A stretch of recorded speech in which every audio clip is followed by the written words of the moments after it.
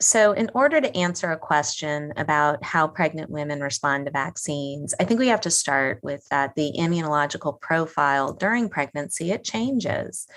Not for every cell population, not for every response, but for many. And when we're talking about vaccinating pregnant women, we think about how the immune response to that vaccine antigen might be affected by the condition of being pregnant.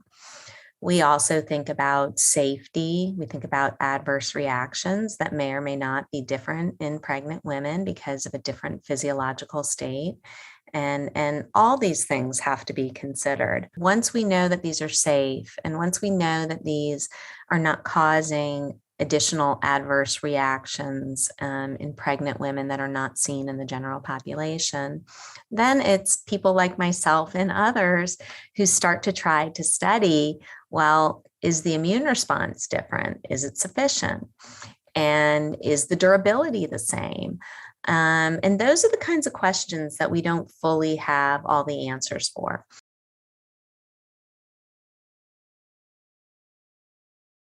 I think all too often, pregnant women they're excluded from clinical trials.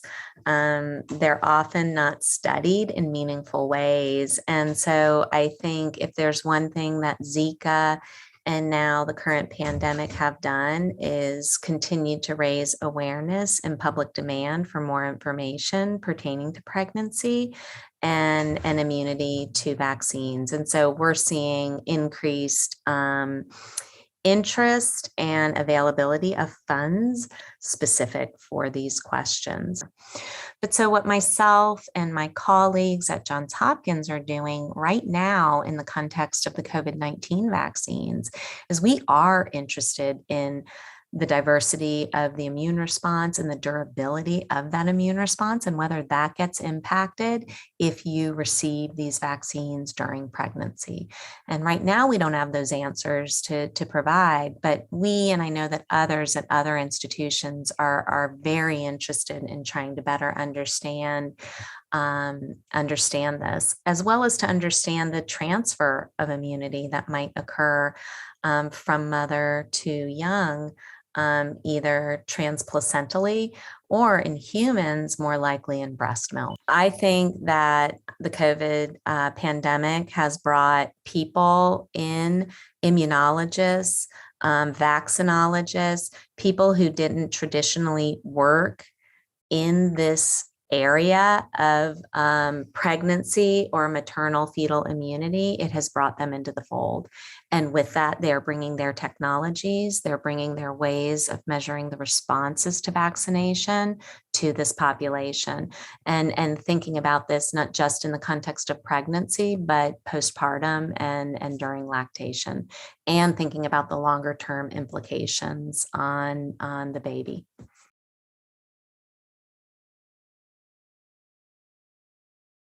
What we currently know from the COVID-19 pandemic is that women or people who become infected during pregnancy and who develop disease, so they develop COVID, they are at greater risk for adverse pregnancy outcomes.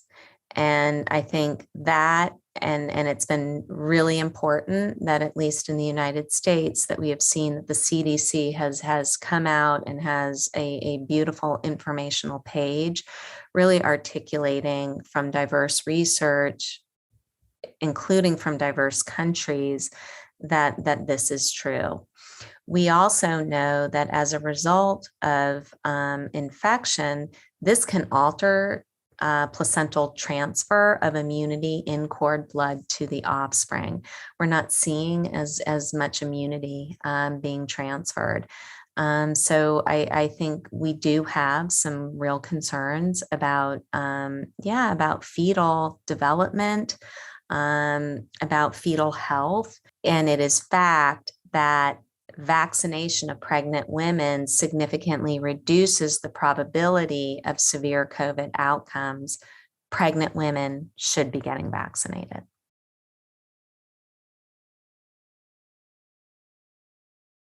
So the COVID pandemic has provided us, and by us, I mean both the scientific research community as well as the public, with greater appreciation of female-specific immunity, female-specific conditions that can be associated with immunity responses and outcomes from a viral infection. And, we're often treating the COVID pandemic as though it's unique, when I know that many of us who've worked not just with viruses, but even with bacteria, and I might even argue parasites, have known that there are pregnancy associated differences as well as male female differences that can occur. I think that across very diverse vaccines, we see that women tend to mount more robust immune responses than do men. And in human work that we have going on, as well as even in some of our mouse models, we find that the durability of that immunity is greater over time for females than for males. So, when I start to look at our data and I think about booster doses, I can't help but wonder, maybe in many cases, females may not need booster doses, or they may not need them at the same time as males. So I do think these are important points that lead us to think about how dosaging, including just receipt of booster doses, might need to be revisited and in a sex-specific way. The other point that I want to make with you, and where I do think this feeds into some public health, is women are also significantly more likely to report adverse reactions. These can be mild to moderate adverse reactions. So if we're going to talk about COVID vaccines, and specifically the Moderna mRNA vaccine, there were some really well worked out reports illustrating that these large rashes that were occurring at the injection site were almost exclusively occurring in females. And I put that in that mild to moderate. It's not fun to have a rash on your arm, but this is not life-threatening. But then we could even get into, for the adenovirus vectored vaccines, some of the more serious blood clots that were occurring that actually can be treated. And we understand how to treat them. That was exclusively occurring in females. And then you have, some of the evidence of myocarditis that we were witnessing in young males.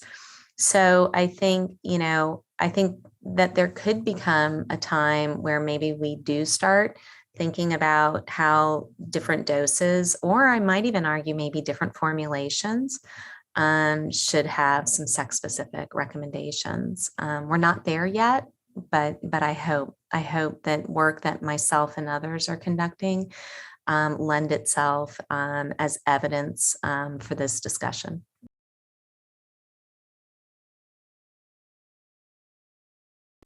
The formulation of vaccines differ tremendously. So, if we look at something like the inactivated flu vaccine, the flu shot that many of us receive annually, it's inactivated. It's driving predominantly, or I might even argue almost exclusively, but predominantly an antibody-mediated immune response. The mRNA vaccines and getting our own cells to produce some of the spike protein that can then be recognized by diverse cell types are going to induce both B cells and T cells. And then you have these ongoing discussions about uses of adjuvants with vaccines to kind of just do a little extra stimulation of our innate immune response to really drive a more diverse immune response. And what I think we're going to continue to see is that in some formulations, we see robust sex differences, and in other formulations, we do not. And, I know in my own lab, I have examples of both. And so, it may be that you get better immunity in males in the presence of an adjuvant, but adjuvants are also tied sometimes to adverse reactions. Maybe females don't need that adjuvant in order to mount a robust response. So those, I do think when it comes to the formulations, I'm hopeful that that's where we start to really address some of the sex-specific needs.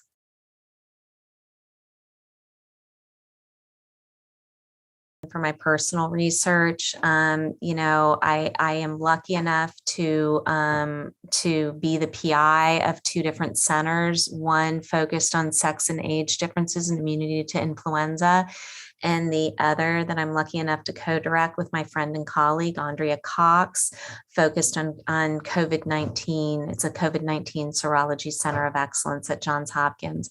So I think what's next on the horizon is continued efforts to characterize how our sex and age impacts immunity to viruses and vaccines, as well as, we have new funding from the FDA to be very focused on pregnancy, pregnant women, and defining the immunology of pregnancy in the context of COVID vaccines.